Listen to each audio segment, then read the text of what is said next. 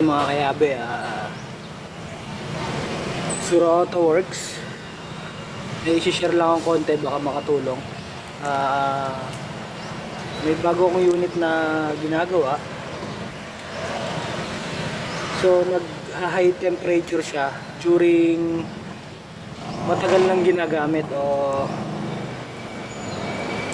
pagka naka high speed na.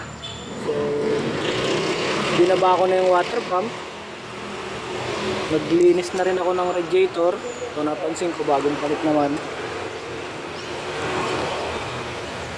Ang isa sa naging cause, itong thermostat.